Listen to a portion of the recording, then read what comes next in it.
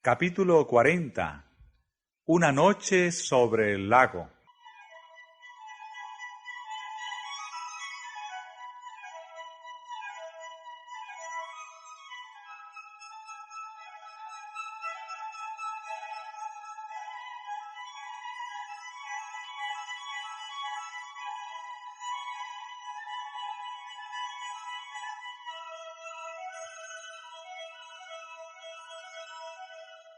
Sentada sobre la llanura cubierta de hierba, en el crepúsculo primaveral, la gente comió los alimentos que Cristo había provisto.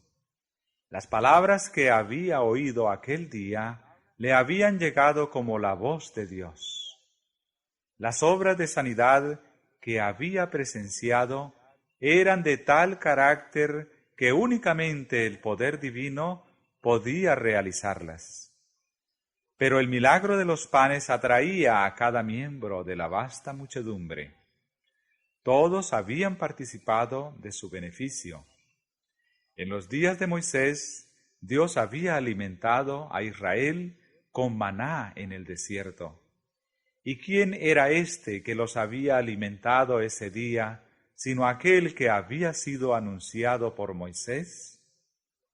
Ningún poder humano podía crear de 5 panes de cebada y 2 pececillos, bastantes comestibles para alimentar a miles de personas hambrientas.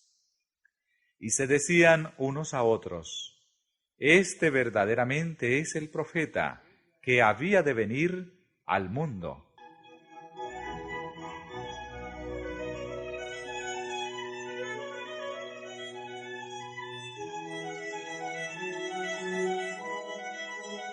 Durante todo el día esta convicción se había fortalecido.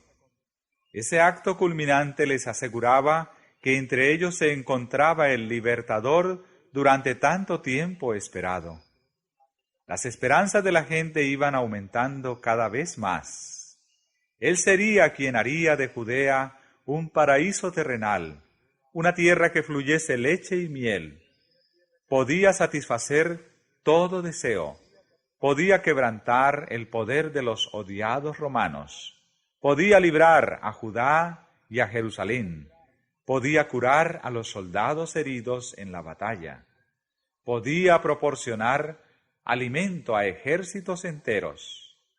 Podía conquistar las naciones y dar a Israel el dominio que deseaba desde hacía mucho tiempo.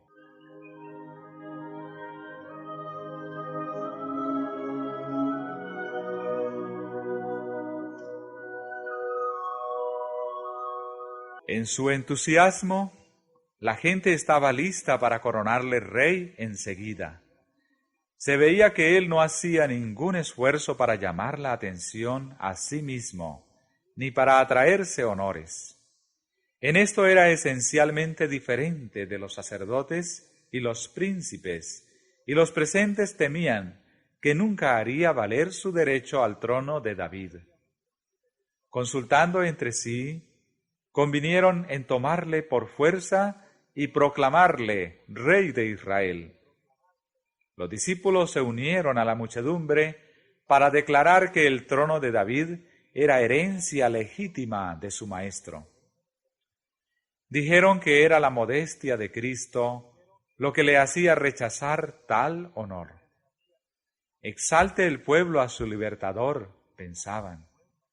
Véanse los arrogantes sacerdotes y príncipes obligados a honrar a aquel que viene revestido con la autoridad de Dios.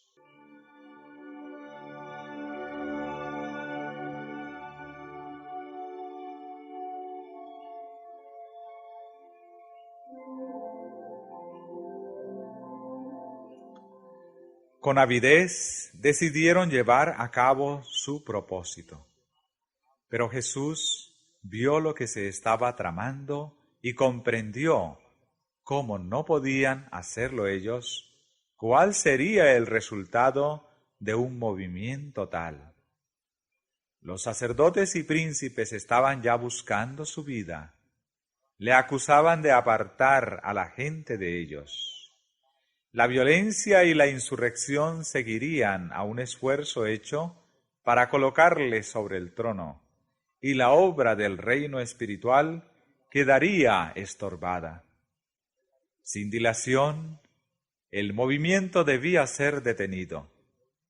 Llamando a sus discípulos, Jesús les ordenó que tomasen el bote y volviesen enseguida a Capernaum, dejándole a él despedir a la gente.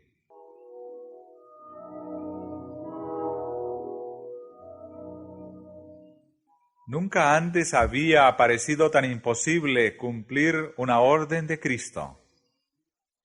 Los discípulos habían esperado durante largo tiempo un movimiento popular que pusiese a Jesús en el trono. No podían soportar el pensamiento de que todo ese entusiasmo fuera reducido a la nada.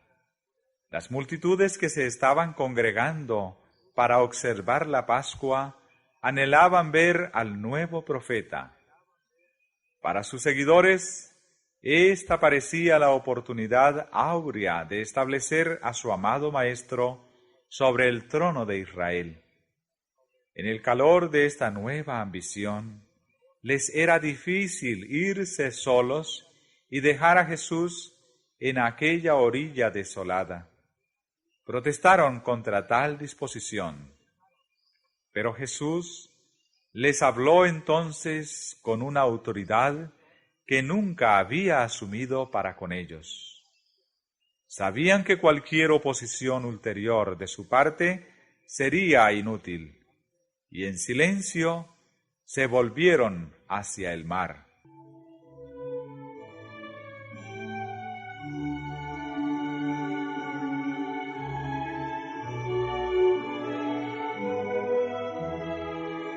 Jesús ordenó entonces a la multitud que se dispersase, y su actitud era tan decidida que nadie se atrevió a desobedecerle. Las palabras de alabanza y exaltación murieron en los labios de las concurrentes. En el mismo acto de adelantarse para tomarle, sus pasos se detuvieron y se desvanecieron las miradas alegres y anhelantes de sus rostros.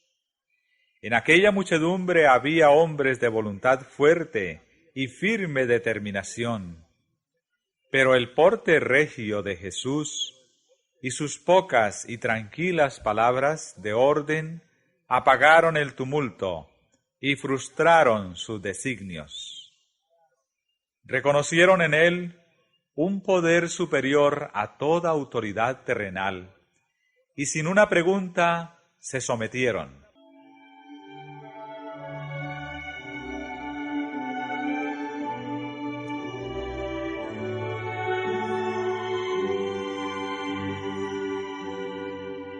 Cuando fue dejado solo, Jesús subió al monte apartado a orar. Durante horas continuó intercediendo ante Dios. Oraba no por sí mismo, sino por los hombres. Pidió poder para revelarles el carácter divino de su misión, para que Satanás no cegase su entendimiento y pervirtiese su juicio. El Salvador sabía que sus días de ministerio personal en la tierra estaban casi terminados y que pocos le recibirían como su Redentor. Con el alma trabajada y afligida, oró por sus discípulos. Ellos habían de ser intensamente probados. Las esperanzas que por mucho tiempo acariciaran, basadas en un engaño popular, habrían de frustrarse de la manera más dolorosa y humillante. En lugar de su exaltación al trono de David, habían de presenciar su crucifixión. Tal había de ser, por cierto, su verdadera coronación. Pero ellos no lo discernían, y en consecuencia les sobrevendrían fuertes tentaciones que les sería difícil reconocer como tales. Sin el Espíritu Santo para iluminar la mente y ampliar la comprensión, la fe de los discípulos faltaría. Le dolía a Jesús que el concepto que ellos tenían de su reino fuera tan limitado al engrandecimiento y los honores mundanales. Pesaba sobre su corazón la preocupación que sentía por ellos y derramaba sus súplicas con amarga agonía y lágrimas.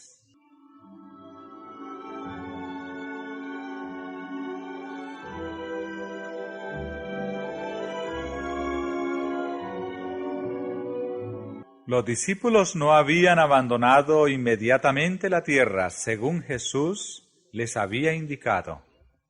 Aguardaron un tiempo, esperando que Él viniese con ellos. Pero al ver que las tinieblas los rodeaban prestamente, entrando en un barco, venían de la otra parte del mar hacia Capernaum. Habían dejado a Jesús descontentos en su corazón, más impacientes con Él que nunca antes desde que le reconocieran como su Señor. Murmuraban por qué no les había permitido proclamarle Rey. Se culpaban por haber cedido con tanta facilidad a su orden. Razonaban que si hubiesen sido más persistentes, podrían haber logrado su propósito.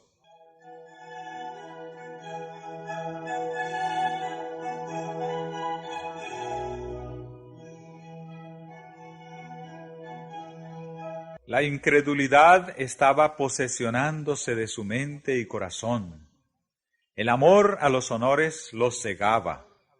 Ellos sabían que Jesús era odiado de los fariseos y anhelaban verle exaltado como les parecía que debía serlo.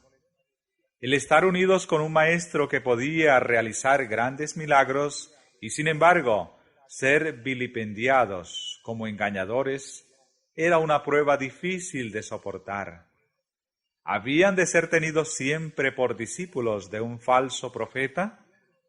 ¿No habría nunca de asumir Cristo su autoridad como Rey? ¿Por qué no se revelaba en su verdadero carácter el que poseía tal poder y así hacía su senda menos dolorosa? ¿Por qué no había salvado a Juan el Bautista de una muerte violenta? Así razonaban los discípulos hasta que atrajeron sobre sí grandes tinieblas espirituales. Se preguntaban, ¿podía ser Jesús un impostor, según aseveraban los fariseos?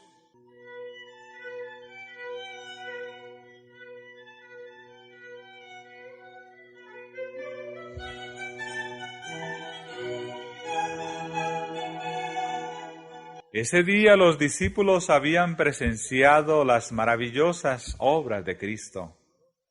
Parecía que el cielo había bajado a la tierra. El recuerdo de aquel día precioso y glorioso debiera haberlos llenado de fe y esperanza. Si de la abundancia de su corazón hubiesen estado conversando respecto a estas cosas, no habrían entrado en tentación. Pero su desilusión absorbía sus pensamientos. Habían olvidado las palabras de Cristo. Recoged los pedazos que han quedado, porque no se pierda nada. Aquellas habían sido horas de gran bendición para los discípulos, pero las habían olvidado. Estaban en medio de aguas agitadas. Sus pensamientos eran tumultuosos e irrazonables. Y el Señor les dio entonces otra cosa para afligir sus almas y ocupar sus mentes. Dios hace con frecuencia esto cuando los hombres se crean cargas y dificultades.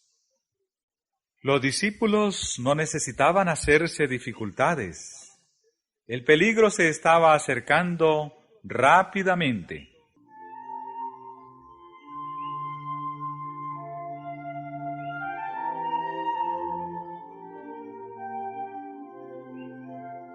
Una violenta tempestad estaba por sobrecogerles y ellos no estaban preparados para ella. Fue un contraste repentino, porque el día había sido perfecto, y cuando el huracán los alcanzó, sintieron miedo. Olvidaron su desafecto, su incredulidad, su impaciencia. Cada uno se puso a trabajar para impedir que el barco se hundiese. Por el mar era corta la distancia que separaba a Betsaida del punto a donde esperaban encontrarse con Jesús, y en tiempo ordinario el viaje requería tan solo unas horas. Pero ahora eran alejados cada vez más del punto que buscaban. Hasta la cuarta vela de la noche lucharon con los remos. Entonces los hombres cansados se dieron por perdidos. En la tempestad y las tinieblas, el mar les había enseñado cuán desamparados estaban y anhelaban la presencia de su Maestro.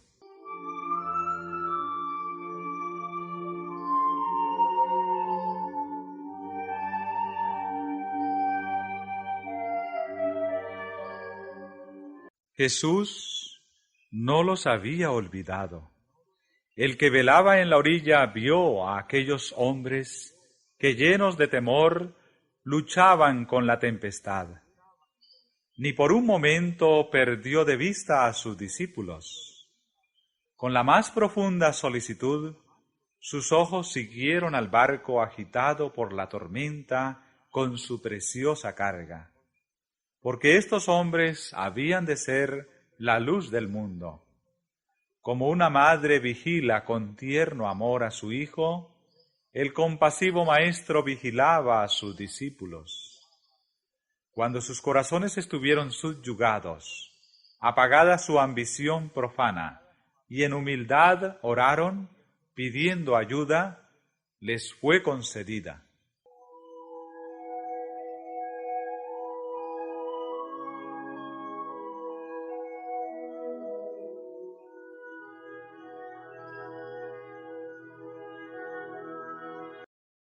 En el momento en que ellos se creyeron perdidos, un rayo de luz reveló una figura misteriosa que se acercaba a ellos sobre el agua. Pero no sabían que era Jesús. Tuvieron por enemigo al que venía en su ayuda. El terror se apoderó de ellos. Las manos que habían asido los remos con músculo de hierro los soltaron. El barco se mecía al impulso de las olas. Todos los ojos estaban fijos en esta visión de un hombre que andaba sobre las espumosas olas de un mar agitado. Ellos pensaban que era un fantasma que presagiaba su destrucción y gritaron atemorizados. Jesús siguió avanzando, como si quisiera pasar más allá de donde estaban ellos, pero le reconocieron y clamaron a él pidiéndole ayuda. Su amado Maestro se volvió entonces, y su voz aquietó su temor. Alentaos, yo soy, no temáis.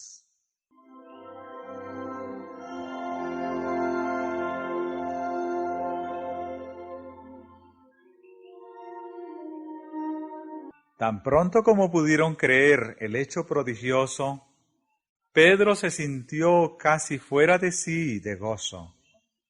Como si apenas pudiese creer, exclamó: Señor, si tú eres, manda que yo vaya a ti sobre las aguas.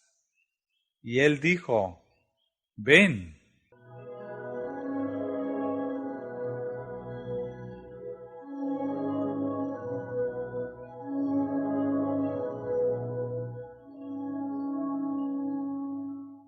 Mirando a Jesús, Pedro andaba con seguridad, pero cuando con satisfacción propia miró hacia atrás a sus compañeros que estaban en el barco, sus ojos se apartaron del Salvador.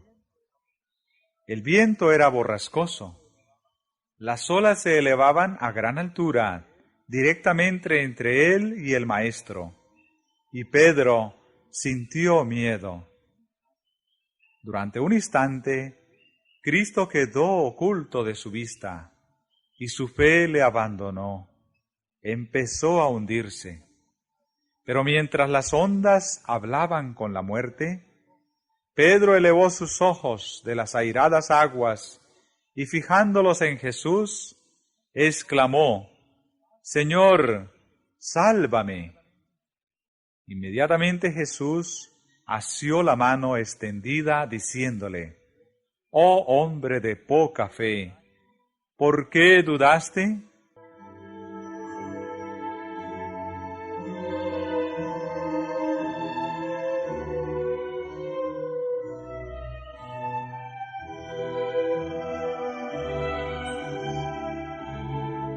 Andando lado a lado y teniendo Pedro su mano en la de su maestro, entraron juntos en el barco. Pero Pedro estaba ahora subyugado y callado.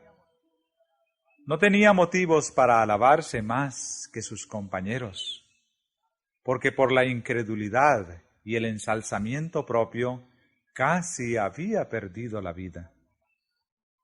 Cuando apartó sus ojos de Jesús, perdió pie y se hundía en medio de las ondas.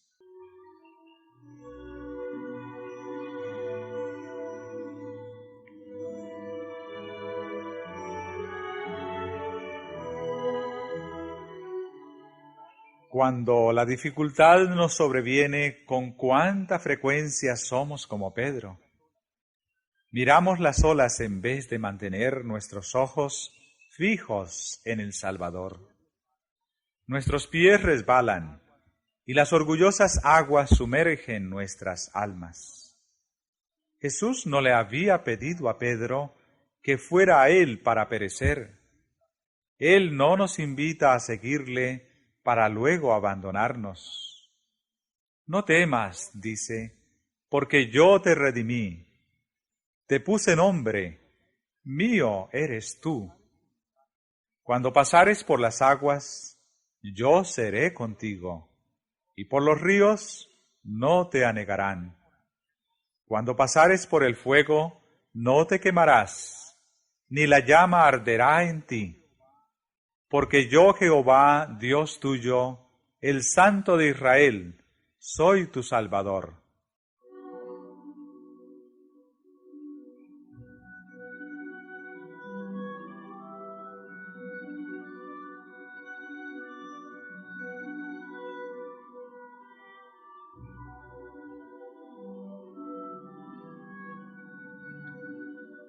Jesús leía el carácter de sus discípulos.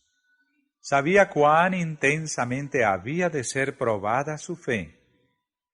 En este incidente sobre el mar, deseaba revelar a Pedro su propia debilidad para mostrarle que su seguridad estaba en depender constantemente del poder divino.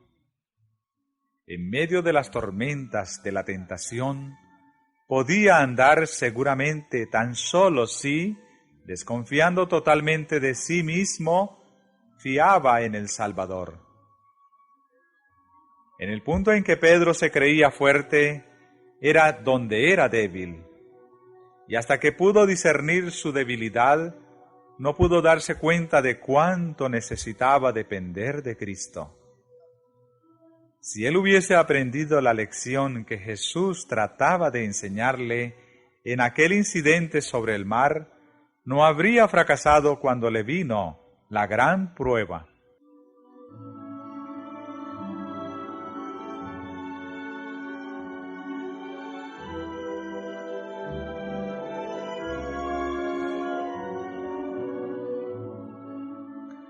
Día tras día, Dios instruye a sus hijos.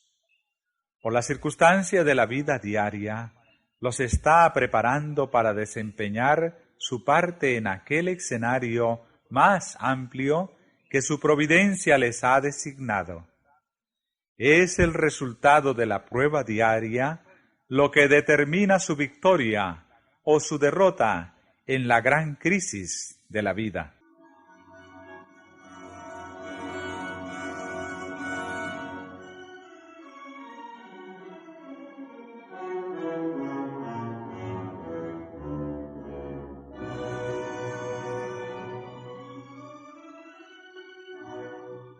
Los que dejan de sentir que dependen constantemente de Dios serán vencidos por la tentación. Podemos suponer ahora que nuestros pies están seguros y que nunca seremos movidos. Podemos decir con confianza: yo sé a quien he creído. Nada quebrantará mi fe en Dios y su palabra. Pero Satanás está proyectando aprovecharse de nuestras características heredadas y cultivadas y cegar nuestros ojos acerca de nuestras propias necesidades y defectos. Únicamente comprendiendo nuestra propia debilidad y mirando fijamente a Jesús, podemos estar seguros.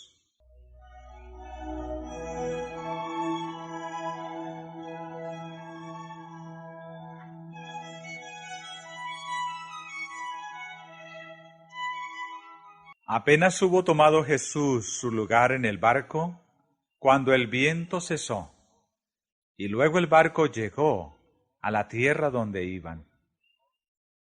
La noche de horror fue sucedida por la luz del alba.